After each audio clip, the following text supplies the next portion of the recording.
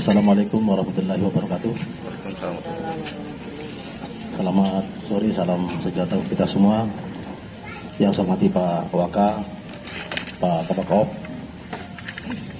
rekan-rekan Kasat, hadir di sini Kasat Reskrim, Kasat Intel, Kasat Lantas, Kasat Narkoba, Kasat Polairut, Kasih Propam, kemudian Kasih Humas, Kasih TIK, rekan-rekan media semua yang juga saya hormati. Sebelum saya menyampaikan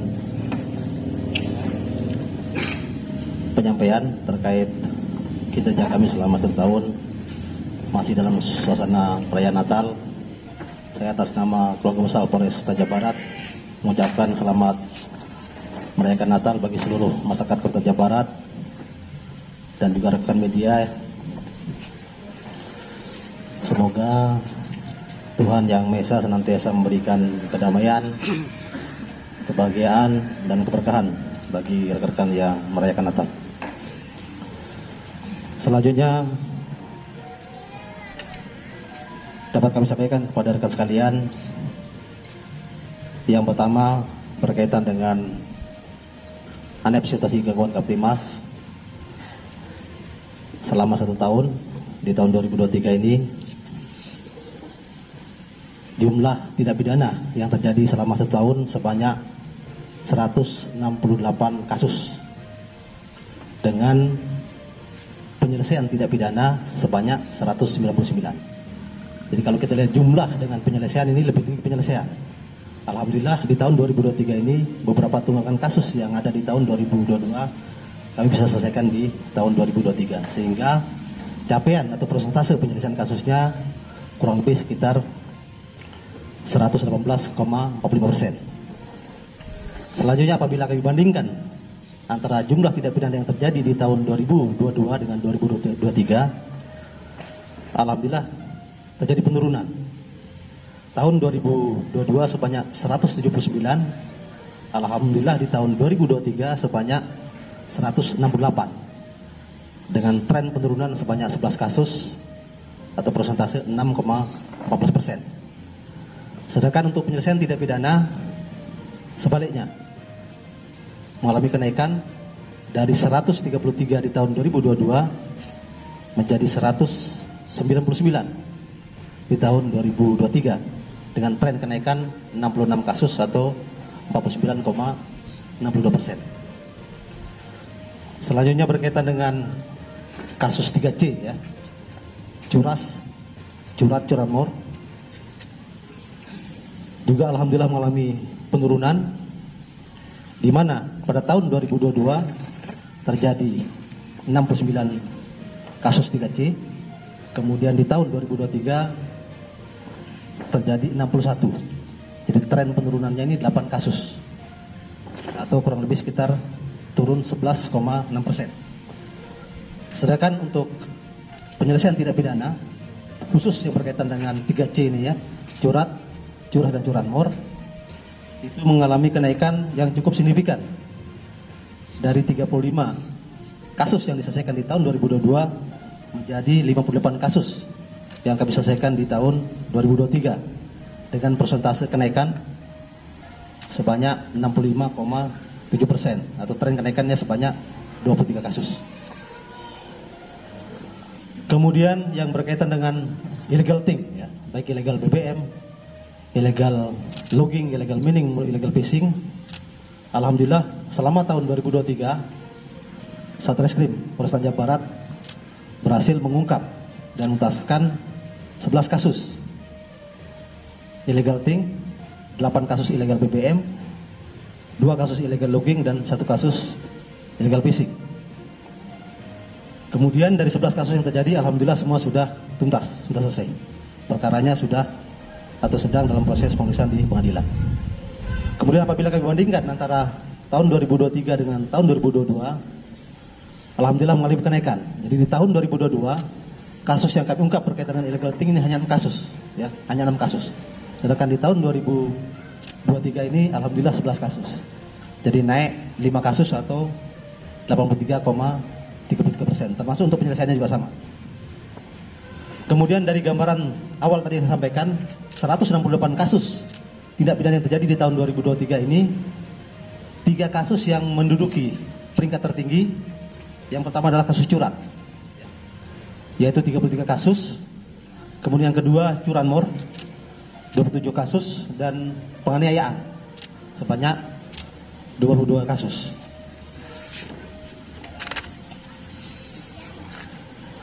Untuk 3 kasus yang tertinggi ini, masih ada beberapa kasus curanmor yang saat ini masih dalam proses penyelidikan dari Satreskrim. Mudah-mudahan kami mohon dukungan, doa restu dari rekan-rekan semua. Mudah-mudahan di tahun 2024 awal ini bisa kami tuntaskan untuk kasus yang belum terungkap. Kemudian berkaitan dengan narkotika, alhamdulillah luar biasa peningkatannya sesuai dengan target yang diberikan dalam DIPA atau anggaran Polres Tanjung Barat. Target penanganan kasus untuk Polres Tanjung Barat hanya 45 kasus. Alhamdulillah capaian kami selama 1 tahun ini sebanyak 75 atau lebih 30 kasus dari target yang telah diberikan. Kemudian untuk penyelesaian kasus sebanyak 97 kasus. Apabila dibandingkan dengan tahun 2022, jadi selama tahun 2022 kasus narkotika yang kami ungkap, yang kami selesaikan itu hanya 41. Ya. Alhamdulillah di tahun 2023 ini sebanyak 75 kasus. Jadi tren kenaikannya cukup signifikan, yaitu 34 kasus atau sekitar 82,9%. Demikian juga untuk penyelesaian tindak pidananya. Jadi untuk tahun 2022 penyelesaian tindak pidana narkotika sebanyak 48 kasus, sementara di tahun 2023 sebanyak 97 kasus. Tren kenaikannya 49 atau persentasenya 102,8%. Demikian juga dalam hal jumlah tersangka.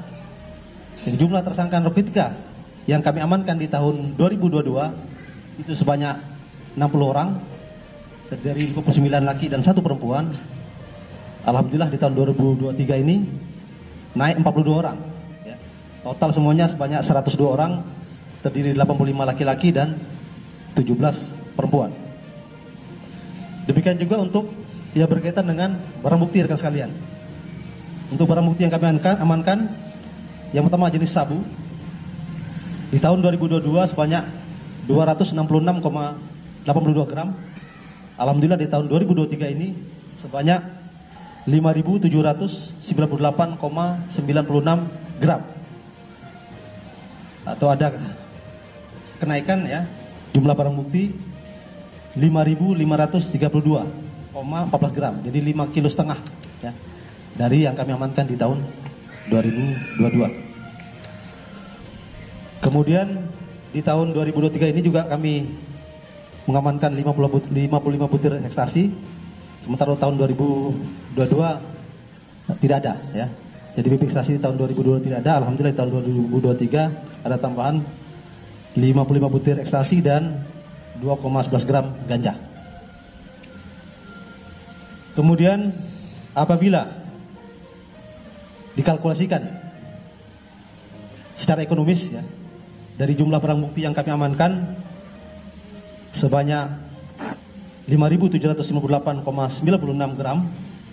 Ini kalau dirupiahkan kurang lebih sekitar 7.554.508.000. Ya, saya ulangi, 7.554.508.000 dengan total jiwa yang kita selamatkan kurang lebih sekitar 29.238 orang. Itu yang berkaitan dengan narkotika. Selanjutnya berkaitan dengan masalah Kamsul Tipyat Lantas, masalah Kalantas. Untuk Laka Lantas berbeda dengan kriminalitas baik tadi yang tidak pidana umum, kemudian illegal thing maupun narkotika. Untuk angka Laka Lantas justru mengalami peningkatan, di mana tahun 2022 sebanyak 68 kasus, sementara di tahun 2023 sebanyak 103 kasus.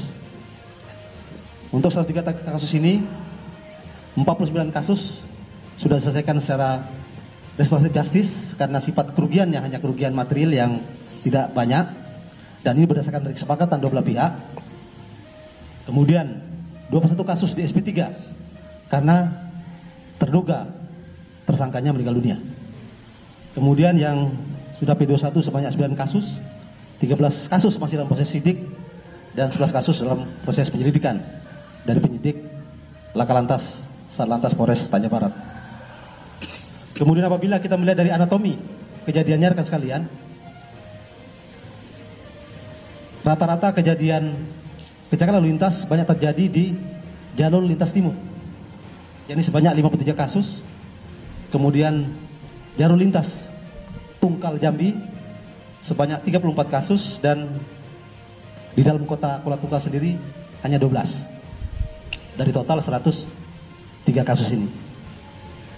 Kemudian untuk penyebab, hampir semua laka lantas yang terjadi itu disebabkan adalah human error, karena faktor pengendara, faktor pengemudi yang kurang sadar, kurang tertib, kurang berhati-hati.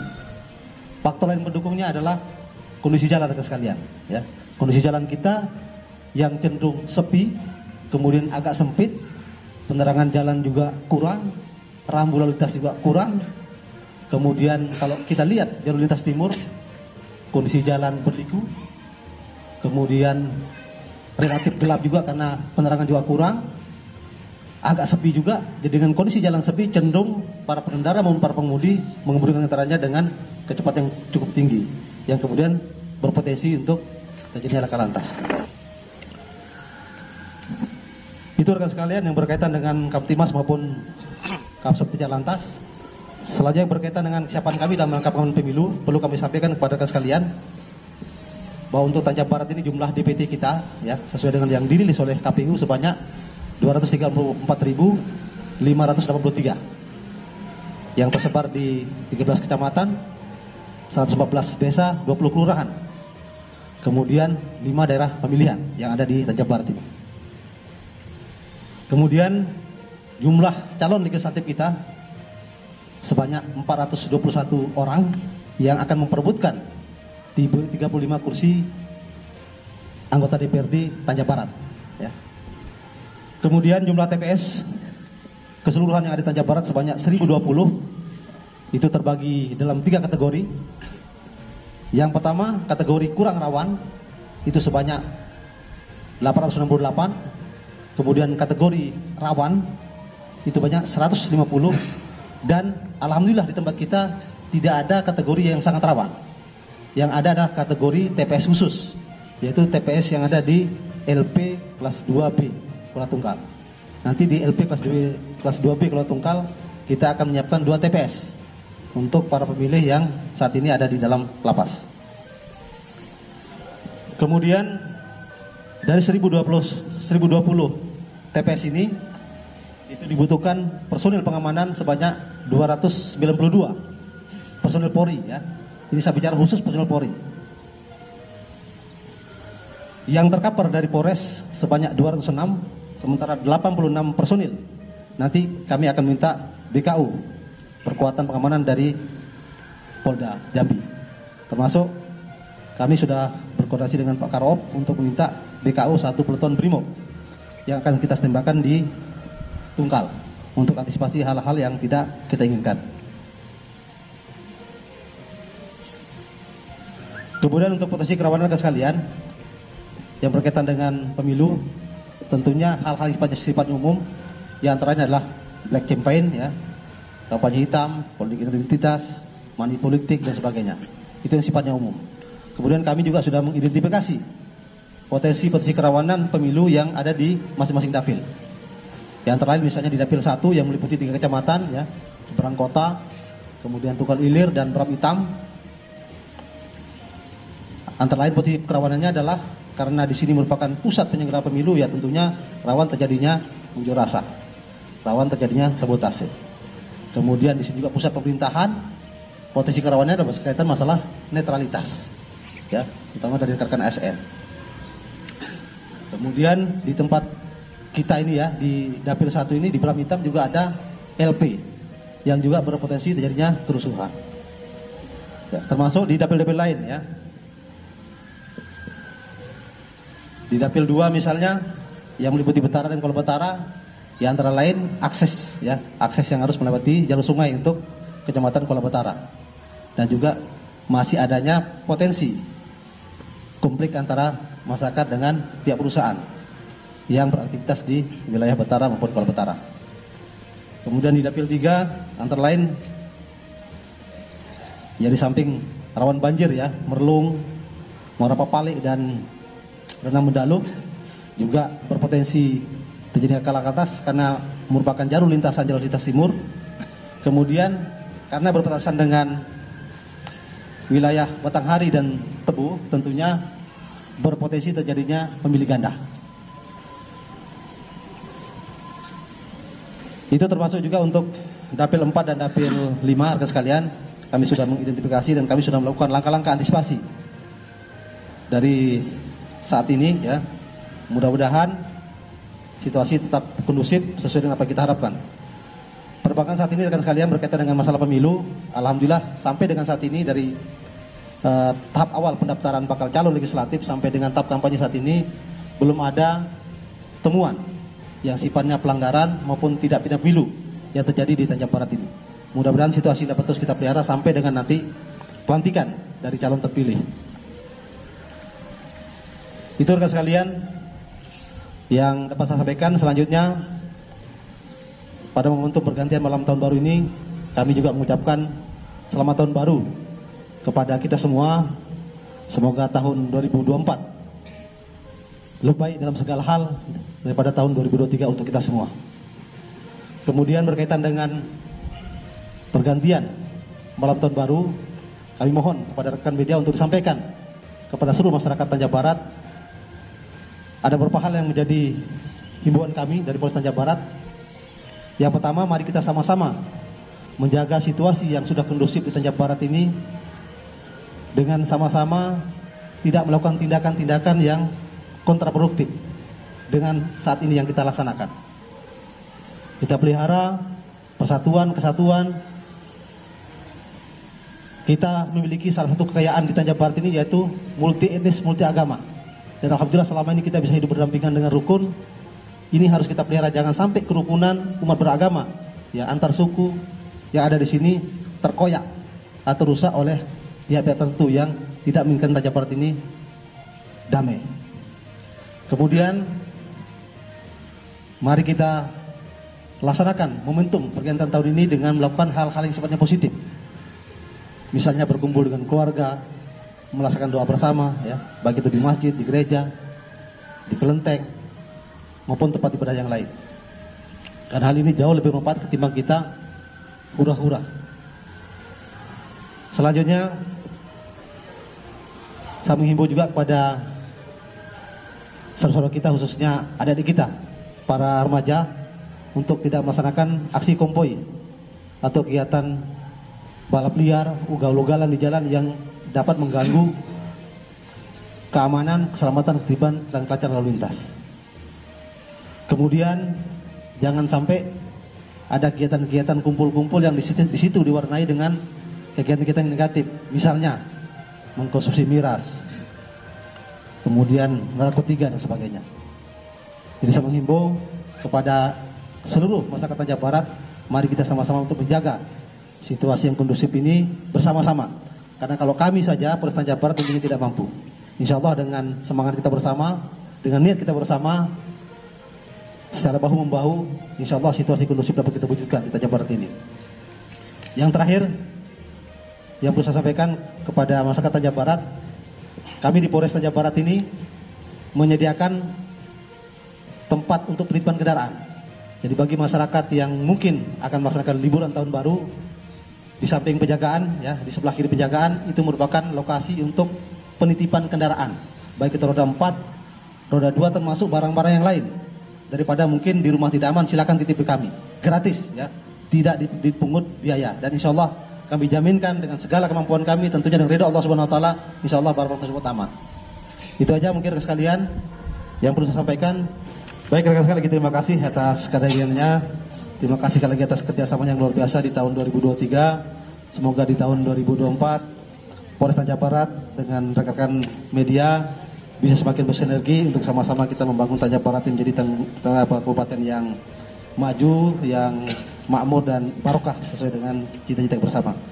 Jadi terima kasih, semoga Allah SWT, Tuhan Yang Maha Esa, senantiasa memberkati, meridhoi dan melancarkan apa yang kita ikhtiarkan. Assalamualaikum warahmatullahi wabarakatuh.